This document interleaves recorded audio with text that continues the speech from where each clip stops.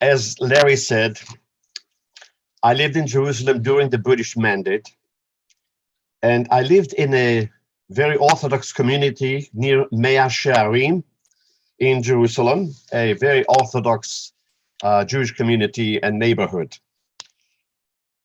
Let me reminisce and muse about my childhood during those years, pre-1948. I remember the Otzer. Otzer is the Hebrew word for curfew. There was a curfew every night up until 8 or 9 o'clock.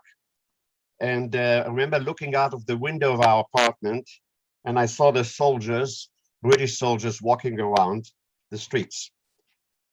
Of course, during the day, I would play or go to school, and I would play with my friends what is known in Hebrew as gulot, marbles. And the soldiers were always around, very kind to us, and we really experienced no fear from them. I also sang in the boys' choir called Shirat Yisrael, which was conducted by Zalman Rivlin. The name Rivlin, of course, is familiar to us, a very prominent family. And the president of Israel today, Reuven Rivlin, is part of that family. In 1946, there was the bombing of the King David Hotel, which was the headquarters of the British administration. And some 90 were killed and many were injured at that time. The Irgun, the Etzel, which is an acronym for Irgun Tzva'i Le'umi, the national military organization, were actually accused of being responsible for that act. My father at that time had a wholesale grocery store, and an Arab, that was, remember, pre-1948, an Arab, a very wonderful gentleman, his name was Hazzan, and he delivered the goods to the local grocery stores. I remember Arabs, when the Mea Shearim shuk, in the shuk, would sell several items. One was called Sachlab, which was a very sweet and hot drink during the winter. And it was very tasty, I remember. And in the winter, they would sell what is known as suskar. It was called suskar, I don't know why, but it was a nice, wonderful cold drink. And Israelis usually sold corn. They would say tiras ham, hot corn from the corn of the cob. And I loved that. There was always a big container of salt to put on the corn. There was a kiosk right outside Mea Shearim as you entered, and it had what today would be known as a jukebox in those diners. And what they sold at that kiosk was cigarettes, newspapers, mastica, which was chewing gum, and so on. But there was one other item that was available there, and that was like a jukebox. A person would walk in, and instead of asking for Frankie Lane or Frank Sinatra or any of the other great stars, they would ask for something Hazanas, a recording. They would say, please play Yassel Rosenblatt's Kol Nidre or Moshe Oisha singing this and that. And of course, they would pay the owner a pruta or a grush, whatever the coin was. And I couldn't afford to actually ask for something like that. So I always stood outside, and I was able to hear all the Chazanish records that were played at the time. On Friday afternoon, Erev Shabbat, May 14th, 1948, Ben-Gurion declared Israel's independence, and he called it Medinat Yisrael, unlike it was called always as Eretz Yisrael. So Medina gave it the kind of a political, as well as, of course, a religious connotation of the new land of Israel. The dancing on the streets, I don't have to tell you, took place in Jerusalem because we heard it on the radio, and in Tel Aviv where he pronounced it, and everybody was dancing. It was Freilach. It was very happy outside Rehov Yafo and Rechavia, around the area, which I was very familiar with. It didn't take much long that Israel was attacked after that pronouncement, and the Arabs from Jordan and other places began to attack. We lived very close to the border, a village called Sheikh Jarrah, and we heard the bombing from there. Of course, we stayed home and took care of ourselves. And one other thing that I remember, of course, is Menachem Begin. My older brother, David, of blessed memory, said, come with me. And he was very much politically oriented. He said, I want you to hear Menachem Begin. He was the head of the established Cherut, what later became the Cherut Party. And he was, that was also earlier, the Etzel and the Lechi, the Cherut organizations wanted to get the British out very, very quickly, well before the establishment of the State of Israel. You've heard that the bombing of the King David Hotel took place actually a couple of years before the pronouncement of the State of Israel. I heard Menachem Begin then, and he was an unbelievable speaker, a very strong voice, and he talked, of course, against Ben-Gurion. And they were running for the first parliament, for the first Knesset. And one of the mantras that he would recite, he would say, Mi kavash et Yafo? Who conquered Jaffa? And the response was, Im lo ha'irgun hatzva'i aleumi. If not the Etzel, the national military organization. And then he would say, Mi zarak et habriti meha'aretz? Who threw out the British from the land? Im lo, if not, ha'irgun hatzva'i aleumi. This was the mantra that he went around with. Soon after, my brother and I actually went to a yeshiva boarding school, if you will, in Haifa, because actually we needed more space in the house. We only had one bedroom.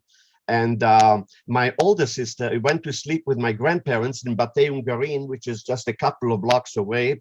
And the two boys, myself and my brother, they were sent to Haifa, and so that it would make more room in the one-room apartment for my mother and my father. I was told by my older sister, who was still in Jerusalem, but my brother and I were in Haifa, and she said that there were a number of spies near the synagogue's little shtiblach, small rooms where they were davening on Shabbat morning. And she said that there were a number of spies who were shooting. They knew exactly when to do it.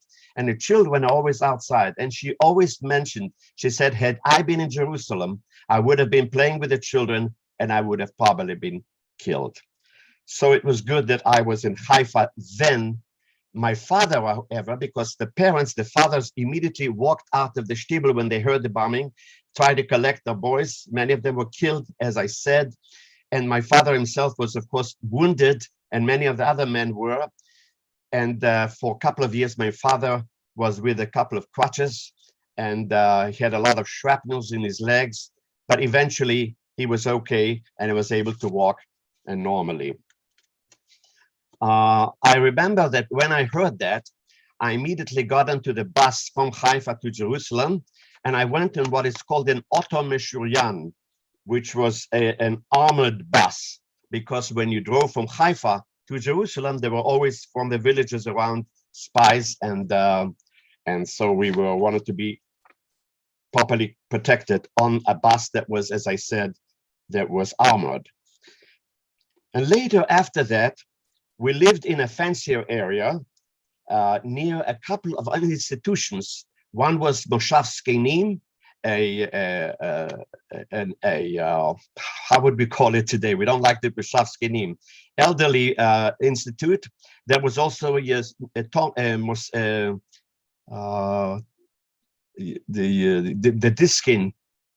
Diskin for orphans, and another institution, as you can see, it was right at the edge of Jerusalem. There was also a blind house there.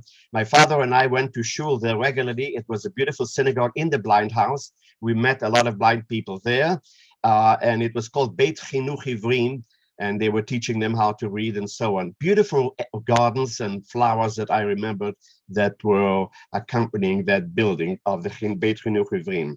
And of course, one other thing that I was playing, one of my boyfriends, we were playing the gulot, as I said. One of them was the grandson of a Rabbi Leib Maimon, Rabbi Yehuda Leib Maimon, who ended up he used to come every shul Shabbat for Kabbalat Shabbat, and he ended up being the first minister of religion of the Knesset. And if you ever see a picture of what took place in Tel Aviv with Ben Gurion making the pronouncement of the Medinat Israel, to his left, Rabbi Yehuda Leib Maimon is sitting. So I always took pride years later that I knew him was very familiar, and his grandson was a good friend of mine. After 1950, in mid-September of 1950, or maybe August, my family left for London. My father was always very enterprising, and he took the family to London. And at that age, I was just about 3. My mother was of course, and my older brother and sister together, we made our way to London.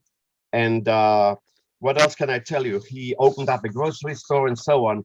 But the reason of London, one of the things is that I was actually born in London. I'm the only one in my entire family, 5th generation in Israel, but my mother was pregnant with me for 6 months when my father, who was very enterprising, took the family and me in my mother's womb to London. And so I was born 3 months after she delivered. And so I was born in London. I was there for about a year and a half, after which the family went back to Jerusalem. That's why my upbringing years in the early years was in Jerusalem. But 3 months before my bar mitzvah in 1950, my father went back to London, as I said, and I davened the whole service. I read the whole Torah, not the triannual cycle, and I also gave a Dvar Torah, all of it in Hebrew, which of course most of them couldn't understand, except I think a couple of people from the Israeli embassy, and of course my family and so on. Anyway, I don't want to go on anymore, but these are some of the important resilient memories that I have, and very happy to share with you. Some other time I can mumble a little bit more, but right now I know there's a great program, and I can't wait, Micah, for the soup du jour for a little later in the program. Thank you very much, everybody, for being so attentive, and thank you very much. So that, Rabbi, that was a wonderful set of recollections. And we now, thanks to you and our next 2 featured guests, will have the full spectrum of 73 years in the life of Medinat Yisrael. And so I want to introduce Pnina Agenyahu, who is not a stranger to some of you because she was the senior shlicha for Federation from 2013 to 2017 here in Washington. She has now returned to Israel, where she is the director of the Partnerships Together, connecting the Jewish people for the Jewish Agency for Israel, which of course is a hugely important organization globally, and an organization that our local federation contributes to very substantially. Pnina is an Ethiopian Israeli, and she will continue the marvelous trajectory of Olim now to the present day, and talk about multiculturalism in Israel today. So Pnina, the floor is yours. תודה רבה. Rabbi Warvin, I love your jacket. Very, really nice one. It's like the jacket for Hanukkah and Christmas time.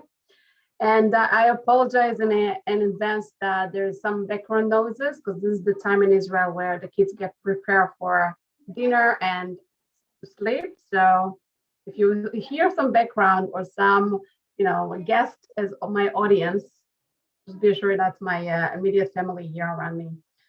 So thank you for inviting me. I'm really glad to come and join any, events of the Washington community. I still feel it's part of my family, like my second extended family over the sea.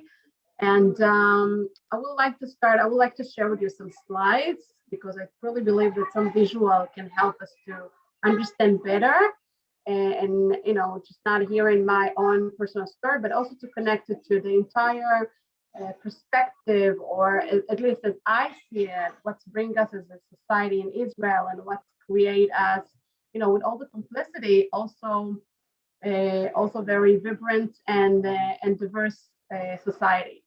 So just a second, let's see if I can share. Yeah. Yeah.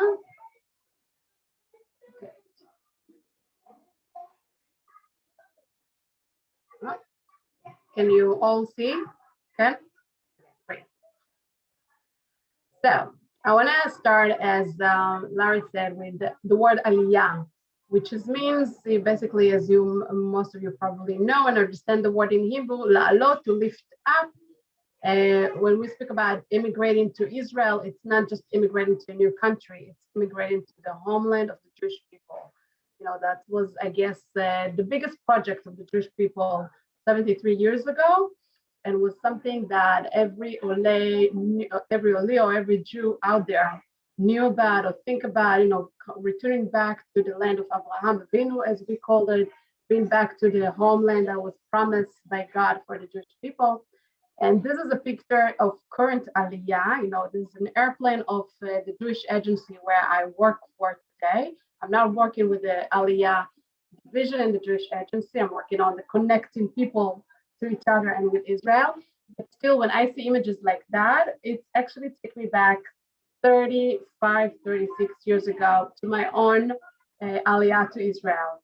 This picture that you see here in black and white, this is actually myself here, the little girl over here, and my own mother.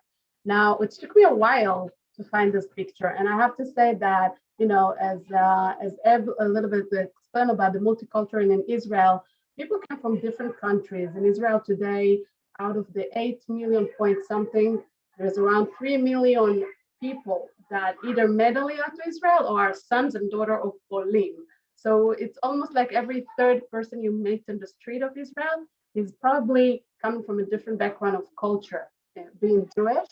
And there is more than 60 different communities, Jewish communities, that our society combined all together. So growing up in Israel, I remember like in 7th grade, the teachers ask you to do the root program, write about your heritage, your grandparents, explain where you came from. And all my classmates, I was the only Ethiopian in my elementary school, but all my classmates that their families background from Ashkenazi background or Mizrahi even, they all had those beautiful black and white pictures to share with the class. I never had that black and white picture, because when we left Ethiopia, we left with nothing with us. We left maybe with some water and food and basic clothes that we wear for this entire time. So for me, I was searching for this kind of picture, never had anything to show. I needed to kind of relay on the stories and memories of my mother, because I didn't have any memory. So almost, I think 15 years ago, when I was in the university, the Hebrew University, and doing my bachelor degree on history, Jewish history and sociology, one of the things that I wrote about was the power of Ethiopian women, the leadership of the Jewish Ethiopian women.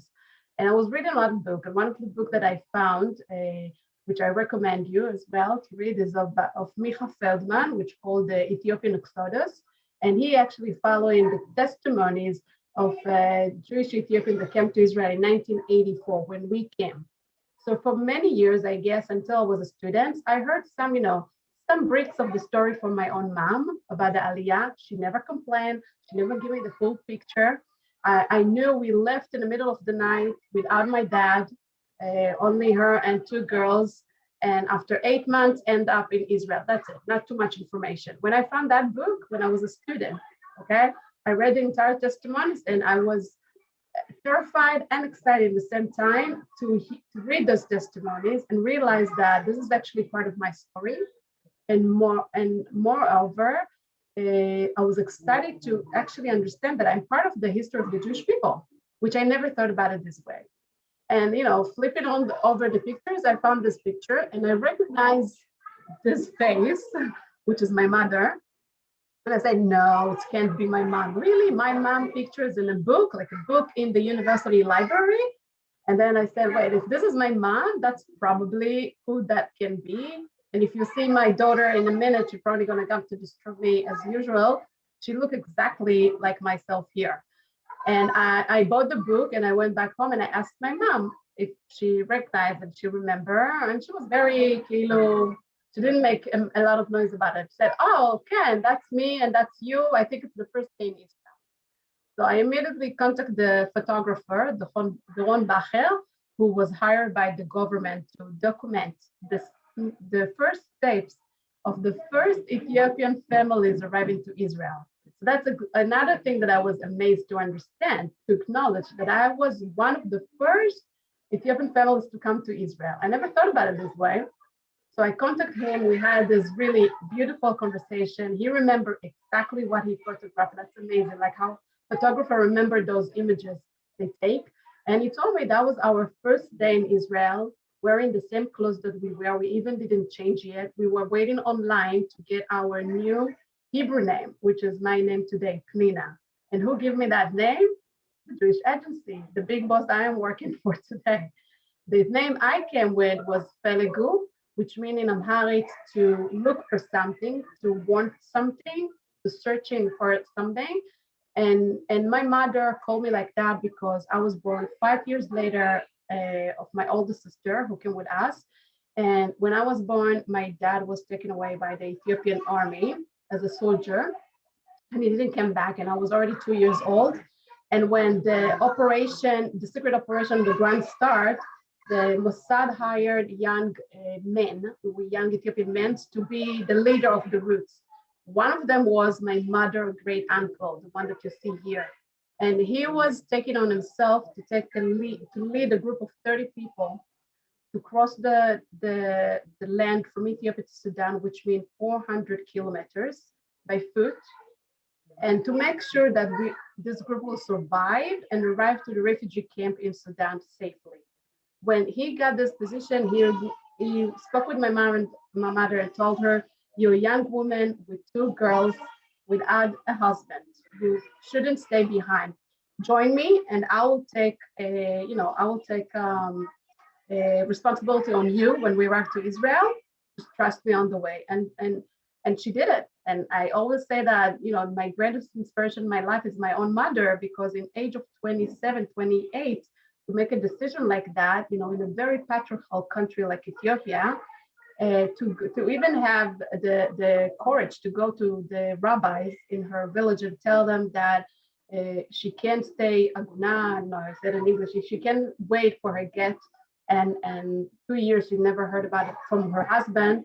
With the 2 girls, she rather fulfill a dream, a Zionist dream of her grandparents, and the rabbi tiered the ketubah for her, so she was free to go.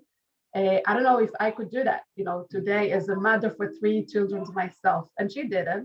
And thanks God we survived. But in that journey, around 8,000 Ethiopian Jews made it home to Israel, but around 4,000 people lost their life. And again, I feel like I close a circle when I traveled back to Ethiopia 2 years ago with a mission from the Jewish Agency. And one of the testimonies I heard there was one of those young leaders like my grand uncle that told us, when we followed the steps of my own mother, we followed those steps. We didn't walk for 400 kilometers. We walked for like maybe 2 or 3 kilometers just to see where they took the journey for. And one of the testimonies he gave us, that it was heartbreaking for him to see that the majority of the people that didn't survive the journey was kids from 0 to 4 to 5. And that was a moment where I was listening to him. Just a second, I'm gonna close the door.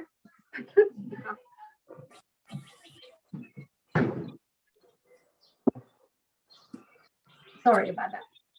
So it was a moment that I was really shivering by myself, because I realized that I was one of those few that did survive. And it's also something that you as a person need to embrace and acknowledge about yourself, like being a survivor in the age of 2-3 years old, surviving a catastrophe like that, it's not something I never heard about, like, how it's affect my life and how I'm taking that with me. But I think immigrating to Israel in general, this is something that takes a lot of effort, and it takes a lot of courage that we're not usually given the dose of appreciation to those Golim that come from different countries, no matter where, not only from Ethiopia, to make the decision, once you make the decision to move to a different country, and then also taking on yourself the responsibility to integrate it as much as you can to the society. It's two different things that take a lot and ask a lot from a person. So this is the beginning of the journey. But then I would like to take you to some just data, just to understand when we talk about multicultural, and I'm coming from, my as a profession, from a place that appreciate data. So today in Israel, there is around 151,000 Ethiopian Jews, which is one of the smallest Jewish communities in Israel. I think us and the Jews from India are the smallest group ever in Israel. And 63% of this population live in two main areas, the center and the south. But don't get that confused. When I say center, it's not Tel Aviv and it's not Herzliya or Kfar Saba. The center, it's between Gedera to Hadera, everything that falls in between those big cities. And then 12%, which is this one of the cases that lately are more of concern of the young generation of the Ethiopian community, is that 12% of the cases open for isolating a police officer is for Ethiopian youth, Ethiopian teens. And those is really high numbers. If you look again on the numbers of the entire community, and if, out of the 151,000 Ethiopian Jews, 60% of them are born in Ethiopia. So if we look at the young generation, around 40% are the young population of this group that was born in Israel. So it's not a lot. So if you look at those numbers, but there is also a good side of it. Around 3,500 students are in different institutions of higher education in Israel, which I think it's a great achievement. Considering the background and when we coming from a culture of a third world country, where you don't have running water in your house, you don't know what it's a mall or a store or electricity, okay? And the majority of the Ethiopian Jews in Ethiopia didn't even went to, it didn't even earn an education. So you don't have even orientation of education system, a formal education system. So having numbers of like that, having students in higher education, I think it's a great achievement for our community in 35, 36 years that we here in Israel. And I will say that the credit is also because the government is very supporting through a different program and project. And I think it's also because the effort of Jewish people who I will say that support this community from different program. But I think it's also, it's like a village, we say usually, to get to somewhere, but it's also take a person,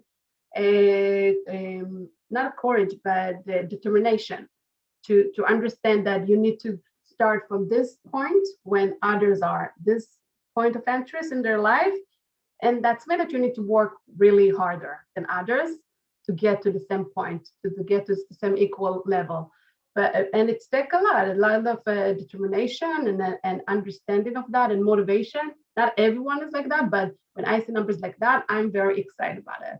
And 62, another positive number is that 62% are in the workforce, okay? That's when we employed in a very high percentage of our community. But if you look at the data of where we employ, we are earning a very low incomes. Even, when they compare for different groups in Israel, it's even lower than the Arab society in Israel. So that's mean that it's great that we employ the majority of us, but we need to look again and see where are we standing positions at. If it's only cleaners or cooking in the kitchen and things like that, we need to get to raise the bar and create more opportunities. I think I will skip that because I think I spent more time on the beginning. But there is main challenge and again, it's how I see it. when you look in the Ethiopian community in Israel. And we touch a bit of it when we look at the data, but I will say two things that are very important for me. First of all is the number 4, assumption and opinion based on skin color. From my perspective, United States are very progressive when we talk about race, when you talk about color, when you talk about ethnicity. And I'm not talking right now, how if it's 100% good and are we happy with that? I don't know. Are we happy with that? I don't know. But in Israel, we're not even there yet. Like speaking about skin color, talking about race, talking about ethnicity, there is some paradox about it because in one hand, we all Jewish, right? In Israel, this is the Jewish state for the Jewish people. Why should we talk about that? Why should it matter? We're all Jewish. We have the rights to get different opportunities like everyone else, right? And then it's easier to put you, when you want to compare to other groups in the Israel society that are non-Jewish. But if you want to raise those kind of conversation inside of the Jewish population, in Israel, it's people are. I say that it's not. I usually say that it's not racism, but it's like white racism. It's like underneath the table. No one's going to say something that it's because you're Black or because you are Ethiopian. But there are assumptions out there. And people, especially that are in a higher position in the states of Israel, can take some decision that, based on their decision, they can reflect the way we live or our community live in Israel. But at the same time, I will say that I'm a very optimistic person. And I'm very optimistic because I do see change, at least in the last 10 years in Israel or even more. And I think one of it is because the education ministry took on himself to educate more about Ethiopian Jewry through the educational formal system, which wasn't there like that before. When I was in high school in Israel, I remember that there was one small paragraph about the Ethiopian community, one small paragraph about Yemeni Jews, and then hundreds of books about the Jews from Europe, which is okay. I'm just saying that we can learn more about even the Russian community, the refugee, as we called it. We never learned about it too much. We knew about Natan Sharansky as an image, and that's it. And I think, and I'm coming from education point of view, and I feel like the assumption people have in Israel, the ignorance that we have in the people of Israel, it's because we don't know much about each other, and we need to get closer and to learn more as much we can. And part of it is creating those educational programs. So it wasn't informal before. And one of the things that I used to lead is my public sector. It's to lead the celebration of the Ethiopian Jewish holiday, the 6th. I don't know if you're familiar with that, but the 50 days after Yom Kippur, the Ethiopian Jewry celebrate an ancient holiday that kept those thousands of years in Ethiopia. And we brought that with us to Israel, like the Moroccan Jews with the Memuna. And it took us a while to make it a part of the Jewish calendar in Israel. Now that it's part of the Jewish calendar, it's easier to explain and to share our heritage and the history, and be also part of the Jewish calendar as a group that brought back a Jewish holiday, that it's belongs to all the Jewish people out there, not only in Israel.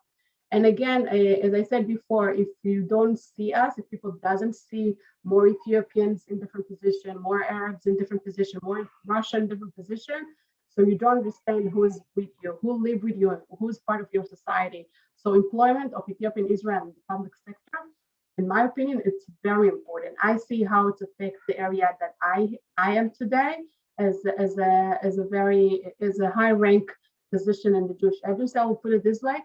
I'm the only one. I'm the only Ethiopian in the Jewish agency in my position, okay, which is fine. But when you look at the organization, we have around 2,000 people employed for this international organization, and I see what it does when I enter a room because you bring with you your own vision, yourself, and it's a fact, and it's create those circle of impact to the people you work with. And I will say one last example is the anti-racism coordinating government unit. just think it's important because I know that many people doesn't heard about it. There's so much similar thing of what's going on with police profiling in the United States and with what happened in Israel. But in Israel in 2016, they established this unit, a government unit, what wasn't exist before, of anti-racism, which wasn't exist. And it's amazing because it's not only for Ethiopian people that facing racism, but it's for everyone that can face a racism like in every other country.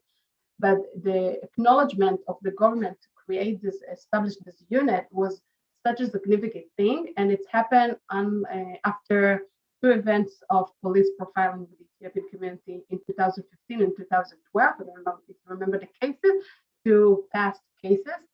And I think they did such a great progress. And one of them is employing around 1,000 Ethiopian as a police officers all over the state, which is very significant because it's also the faces you see in authorities, right? It's not only the faces you see in your society, but it's also who have the authority.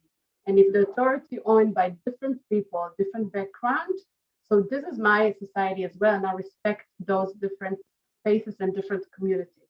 And this is part, in my opinion, again, when we talk about multiculturalism in Israel, this is part of it as well. Not only educating that, but also making sure that we integrate the different cultures in Israel. And I will end up here with something that, even as a shlicha, I remember using that example, and I totally feel that this is the right example for me as well today. The state of Israel started with the tzabar, the image of the tzabar, with the melting pot, the great Zionist idea of Ben Gurion. And I will say here that, for my mom, the one that you saw in the first image, making the decision to come to Israel, she never heard about Herzl. She never heard about the Zionist movement, but she was a pure, passionate Zionist from home because her parents dreamed about Jerusalem, and Jerusalem is Zion, and they never took anything in mind about it. They never thought about how much it's going to be hard, who you're going to join, if it's going to be a melting pot, do everyone. By the way, the majority of the Ethiopian Jews thought they're going to end up in a Jewish state where everyone is black like us, everyone is Jewish like us, and that the state of Israel owned by Jewish people only, because that's what God promised. Very instant and very with a strong belief that that's going to be the case, and people are going to welcome us, and coming in the 80s to Israel, when in the 80s it still was a conversation like, melting pot. People was trying to see how you integrate and becoming a very Israeli. Forget what is your heritage, forget your history, no matter where you came from. I think we moved in the last 20 years to the case of multiculturalism, which brings up a lot of the Mizrahi music, the food, the culture, much of the culture. But in my opinion, again, as Pnina, it sometimes feels like it's nice to have those multicultures, but they all, slide spots of cultures all over. And it's beautiful to see and celebrate in Yom Ha'Atzmaut, but not necessarily means that we mix with each other. And as we say, there is arevim ze lezeh and there is arevim ze bazeh. And I always stuck with arevim ze bazeh, which means that you have to really להתערבב, you really need to mingle and mix with each other in order to truly believe that you feel comfortable with who you are and surrounded you. So I strongly love and encourage the image of Israeli salad, which means that each of us bring his own, vegetable, the tomato, the kusbara, the melafifon, the cucumber. Each of us have this own flavor that they bring into the salad. But in the end of the day, a person that takes a piece of that, he get the opportunity to a little bit test the different, vegetable, but also at the same time test the combination of all of it all together. And in my opinion, this is our besaf. If we get to accomplish this vision of multiculturalism or the diversity in Israel, it's our ability not to be afraid to mix with each other in a way that we really struggling together, we're fighting together, we know how to do it great in the IDF, but also in the real lifetime, being able to be mixed at the same time. And it means that I'm giving up a little bit of myself and you're giving up a little bit of yourself in order to be together.